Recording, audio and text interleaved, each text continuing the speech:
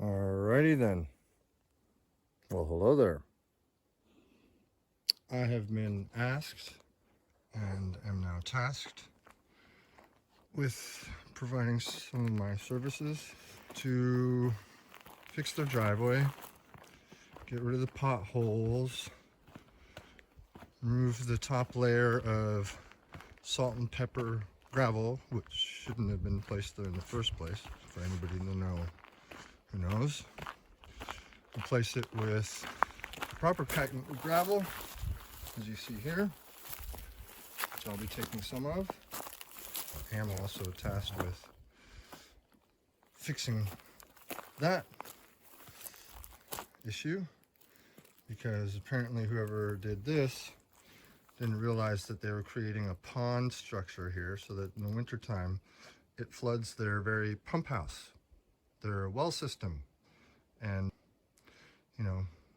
life and livelihood, because that's the most important part of life, right? Water. So PG&E told him that he has to provide access to their electrical lines,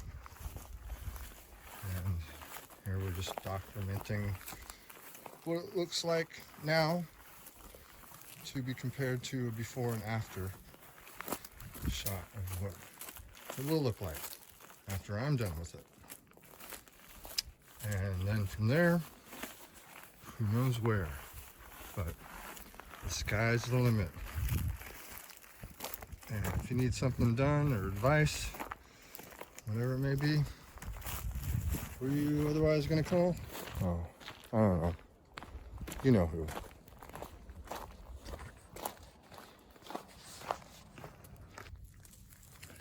Now then, what do you do if you're on a tight budget or don't want to spend the money, because you don't need to finish off a job that's been started from the foundation up?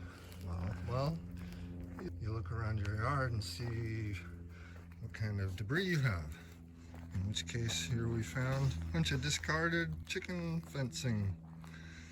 And wouldn't you know, wouldn't be good to use it in the garden anyway, because rust is not good for plants. It'll actually stop them from growing optimally and at the same time ruin the soil. So you don't want that around your plants and whatnot. So I'm going to unravel all this crap and then lay it out around the perimeter of the structure, because it's very important. And if you're already down here to the foundation, had we not had any of these resources on hand and can't afford to do it, but needs to be done anyway, I would have said, this is good, just go with it. However, I knew there would be stuff out there that people don't recognize as resources after they've been used. Because, there's those 4 R's. Reuse, repurpose, reduce, and recycle. My favorite being repurpose, of course. Always the first choice. So, let's see what this will look like, shall we?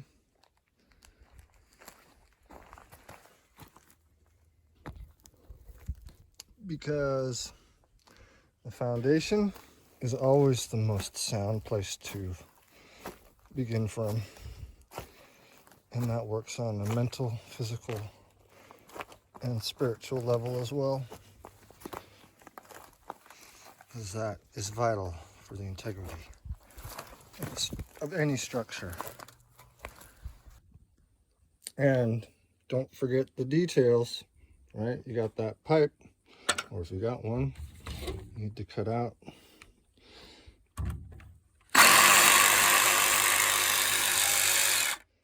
space to accommodate that, so that nothing crawls in either, because even a short line of separation is enough to let vermin in. Maybe not the big kind, but little ones, if you know what I mean. And voila. And here we go. Moment of truth.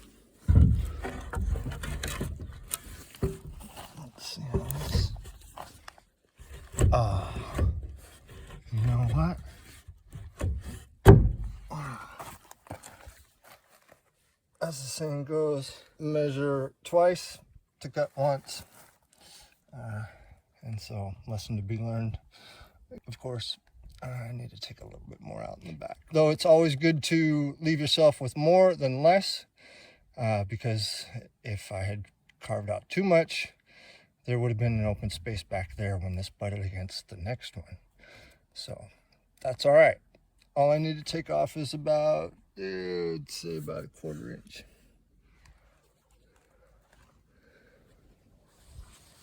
And there's a quick and easy way. You don't need like a ruler. So this pencil is just the width I need, right? So you're just gonna scribe your line, that thickness. And you can't go wrong, or not necessarily.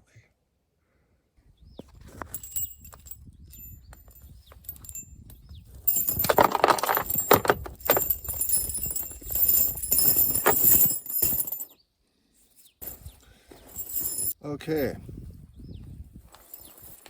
once the paint and or sealant is thoroughly dry and cured properly, it's time to button her up. Shall we?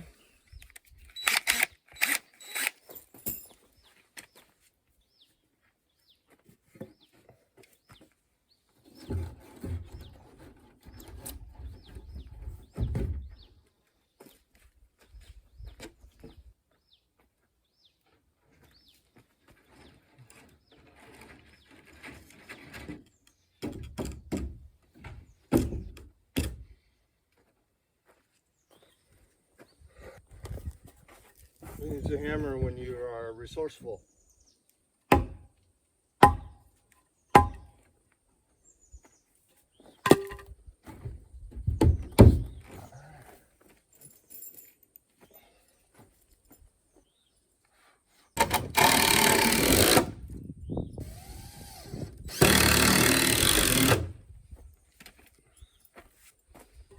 Comes in handy as a wedge too, in case it's not flush up against because it's bent or bowed.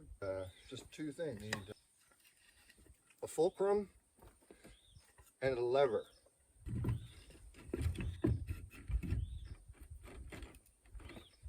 Just get that screw started.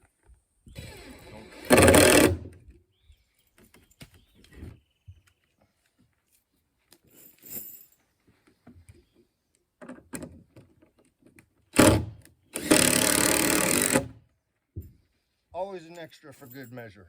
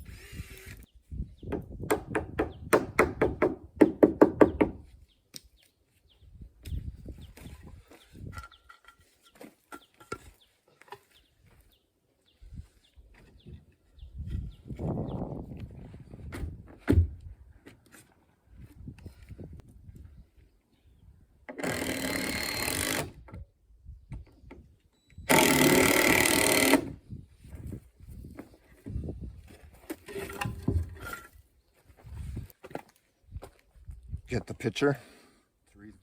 Three tools, or just two tools. And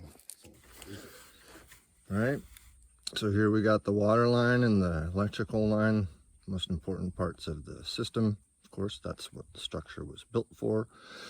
And yeah, we've got a nice flush cut out. It's straight.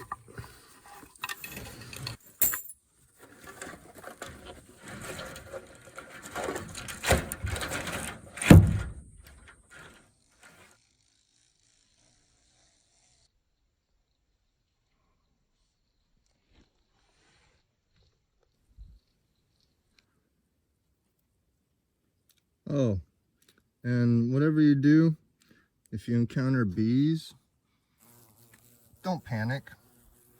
Please keep it organic. They have a life to live too. As long as they're not harming you, no need to harm them, right?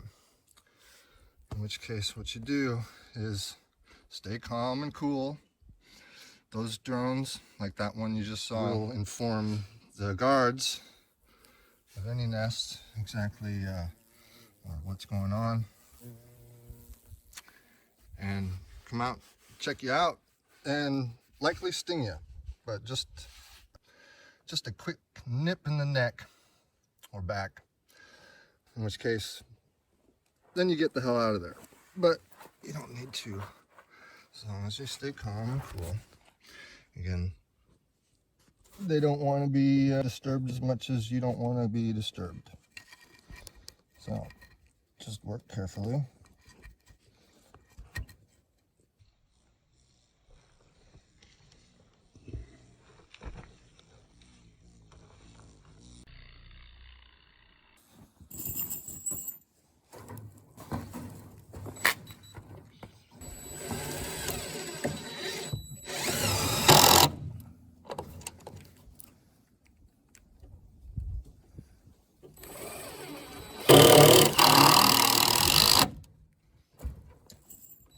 Hey there, guy.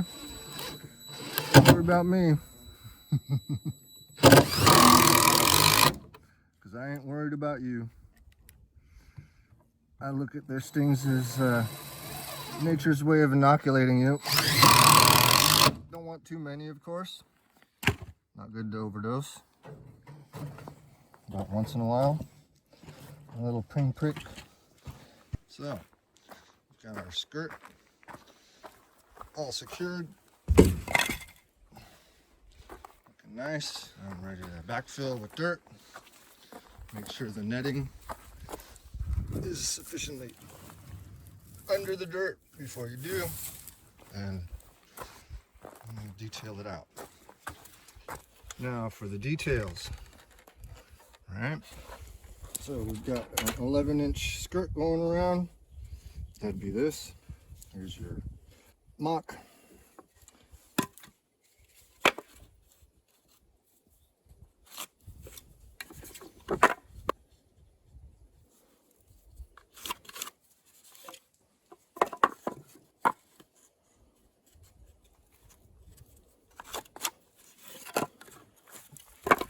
Gotta remember the details. That's where the devil's at. So we're gonna make a nice 45-degree caps on it, and that'll be beautiful.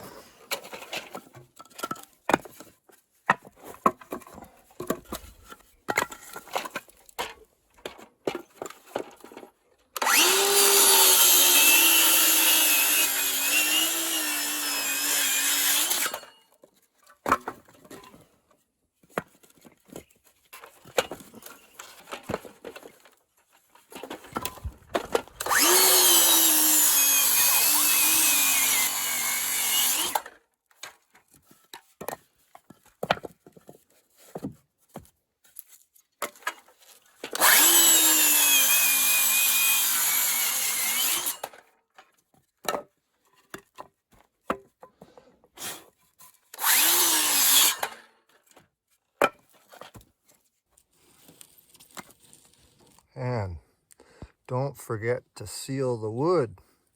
Even if it's pressure treated, you should use wood sealer, ideally, or whatever is recommended for said project.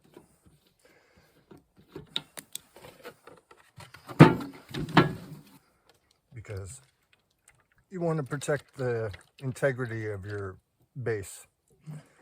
Foundation, of course, always being the first and last place you want to consider.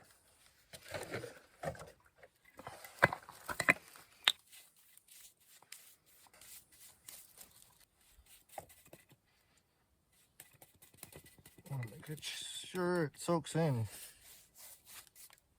every dry spot.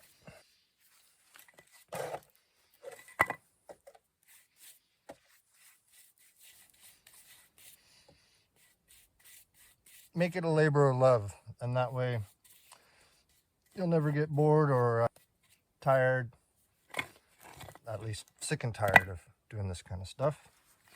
It's actually quite fun. Gotta try it sometime.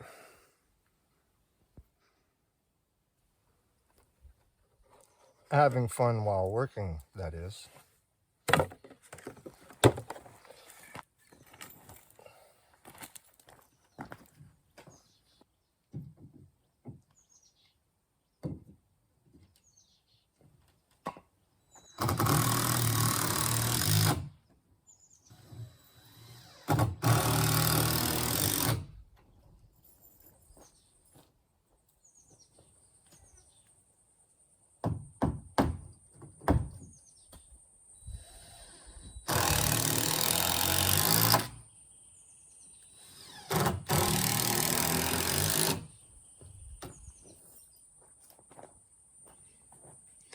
And now it's just a matter of backfilling. Literally walk backwards on the netting so that it's pressed down as you pull in a top layer of soil to basically hold it down. And then you go keep going around and around so it's buttoned up again.